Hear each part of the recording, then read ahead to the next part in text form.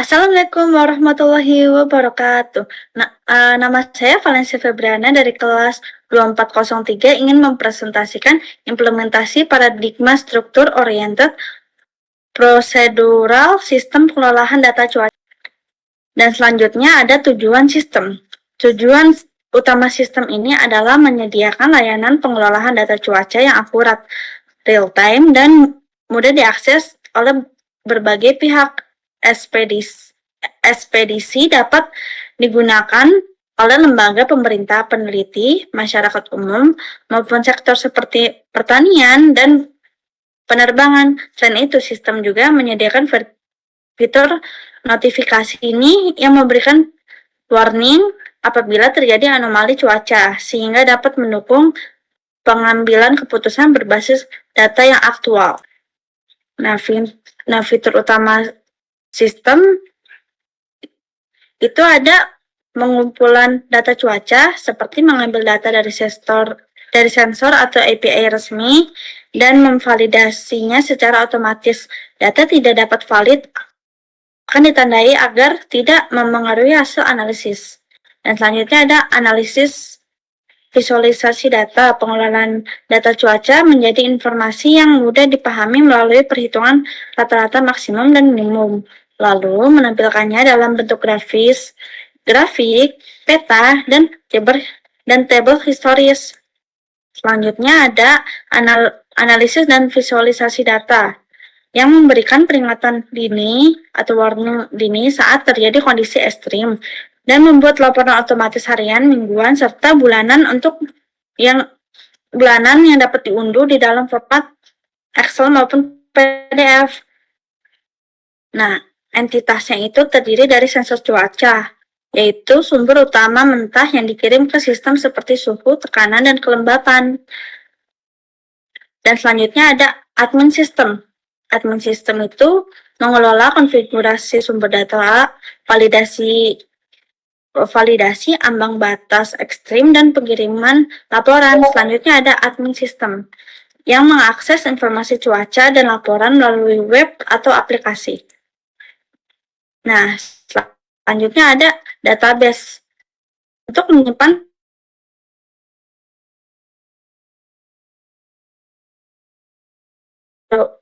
log pembaruan data. Dan yang terakhir ada laporan cuaca, menyajikan hasil analisis dan kondisi ekstrim dalam periode tertentu seperti harian, mingguan, dan bulanan. Nah, selanjutnya ada DFD level 0.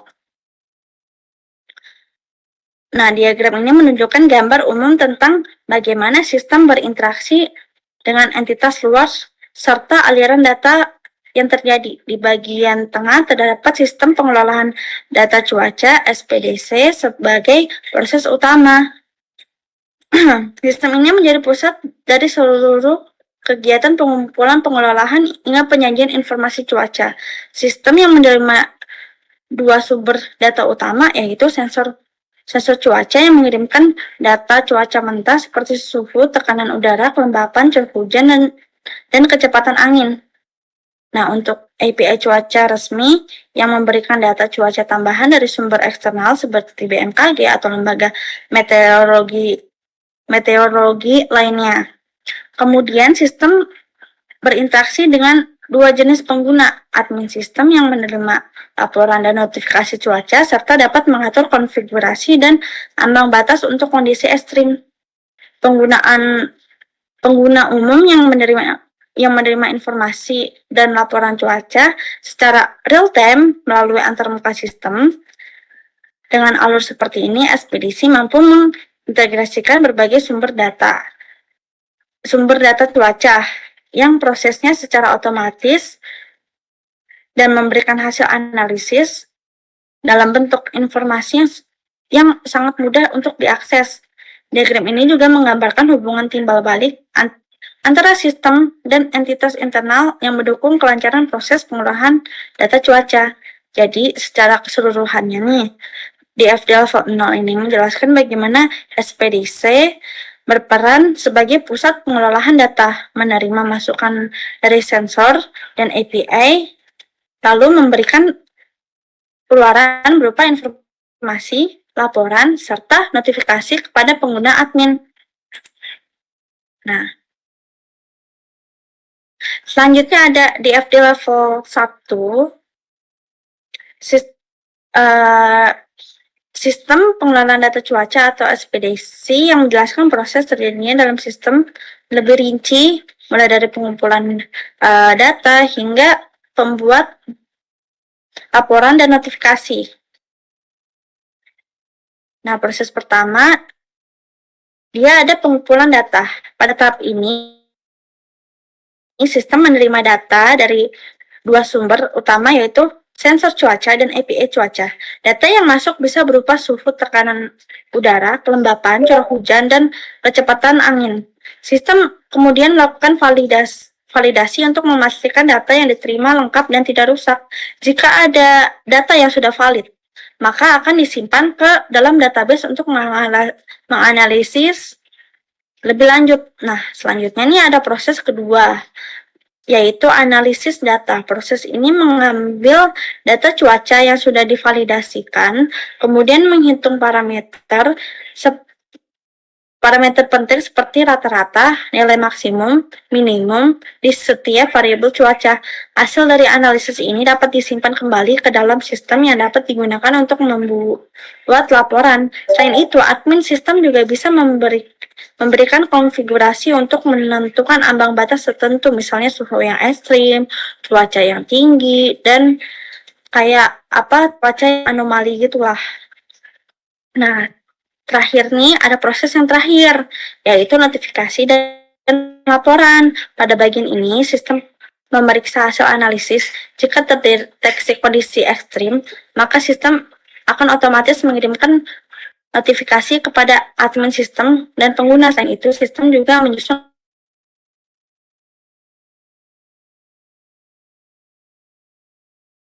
atau dilihat secara langsung oleh pengguna. Dalam proses ini, terdapat dua entitas eksternal yang berinteraksi dengan sistem, yaitu admin sistem yang menerima laporan, notifikasi, serta melakukan konfigurasi sistem, dan pengguna yang dapat melakukan permintaan data atau laporan serta melihat informasi cuaca yang telah dianalisis. Nah, secara keseluruhan ya, DFD level 1 ini menunjukkan alur kerja internal dari SPDC serta struktur mulai dari pengumpulan data cuaca, analisis data, hingga pengiriman laporan dan notifikasi cuaca. Dengan rancangan seperti ini nih, sistem dapat memproses data secara otomatis dan memberikan hasil yang cepat, akurat, serta mudah diakses oleh pengguna. Nah, selanjutnya ada PSPEC, proses specification, yang proses yang pertama, yaitu ada data collection. Pada proses ini, sistem menerima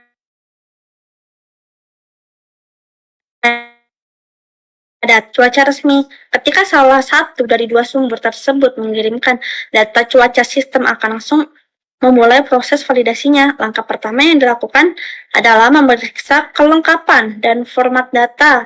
Sistem memastikan bahwa semua parameter penting seperti suhu, kelembapan, tekanan udara, curah hujan, dan kecepatan angin sudah lengkap dengan sesuai format yang ditentukan. Jika datanya valid, maka sistem menyiapkan data tersebut ke dalam tabel data cuaca di basis data.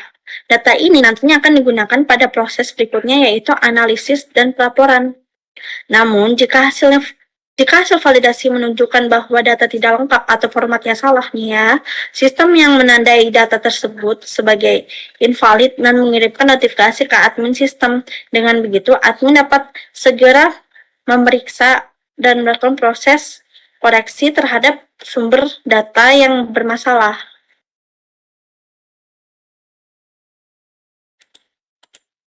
Nah, yang proses kedua itu ada data analisis. Proses analisis ini bisa berjalan dengan dua cara. Yang pertama, atas permintaan langsung dari admin, dan kedua, secara otomatis melalui jadwal yang telah dilakukan oleh sistem. Jadi, sistem yang bisa berjalan mandiri untuk melakukan analisis rutin, misal setiap jam atau setiap hari, dan ketika proses analisis dimulai, sistem akan mengambil data yang sudah valid dari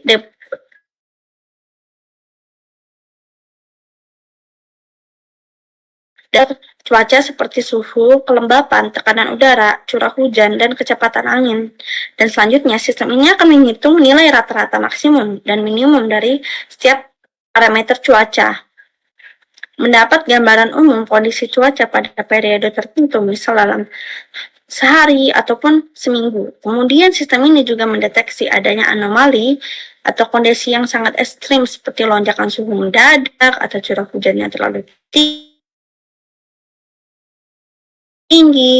Jika terdeteksi, informasi ini akan disimpan dan nantinya akan memicu proses notifikasi di tahap berikutnya.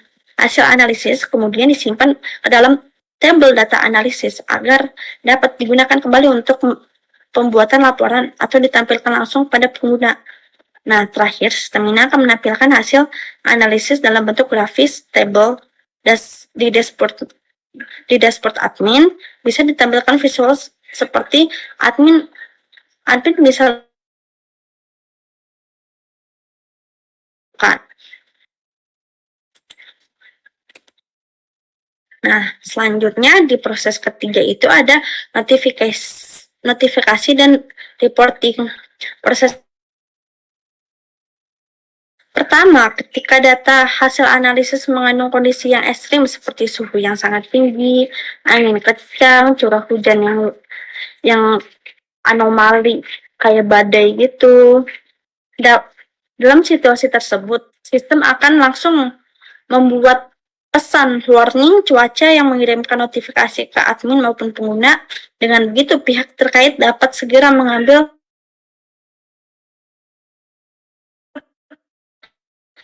risiko cuaca yang sekarang. Sehingga kondisi kedua ialah ketika waktu pembuatan laporan terjadwal telah tercapai atau admin secara manual meminta laporan, saat itu sistem akan mengambil data hasil dari tabel data analisis untuk menggunakan sebagai bahan laporan. Yang selanjutnya, sistem akan menyusul laporan cuaca berdasarkan variabel dengan konfigurasi yang telah ditentukan. Laporan tersebut kemudian disimpan dalam label laporan cuaca agar dapat diakses kembali sewaktu-waktu butuh. Sehingga laporan selesai dibuat, sistem akan melakukan akses kepada admin dan pengguna untuk mengunduh laporan tersebut dalam berbagai format seperti Excel, PDF, atau PDF. Yang dengan cara ini, informasi cuaca yang sudah dianalisis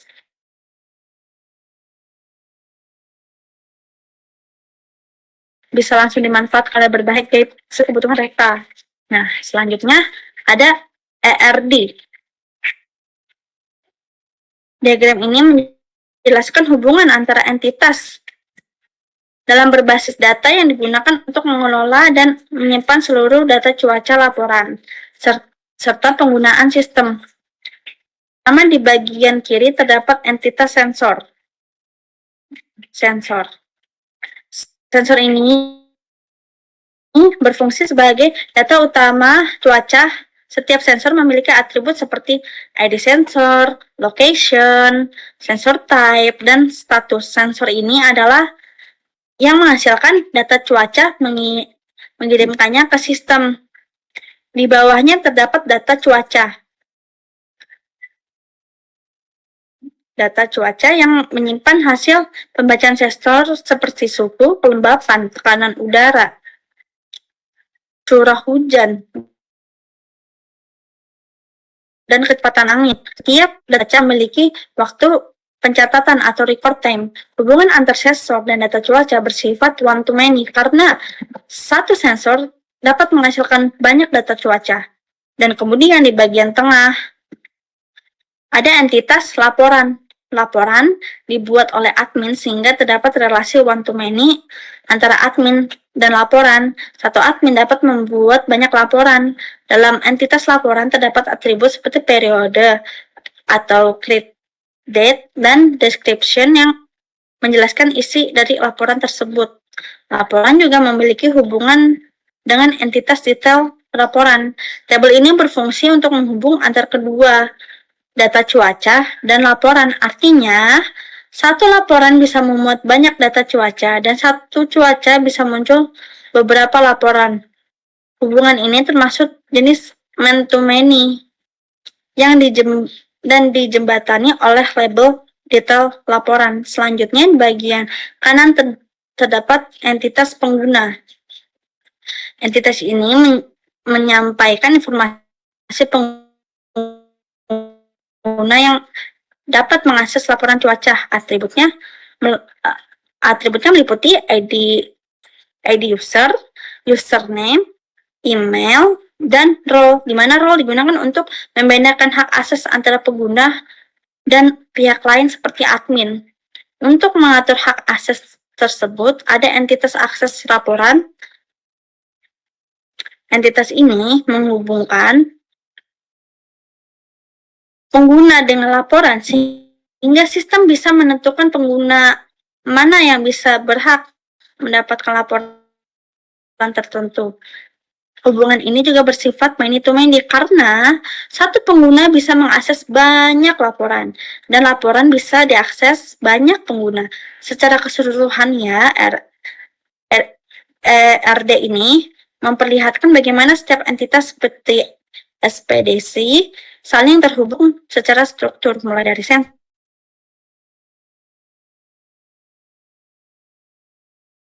dan laporan diakses oleh pengguna melalui sistem.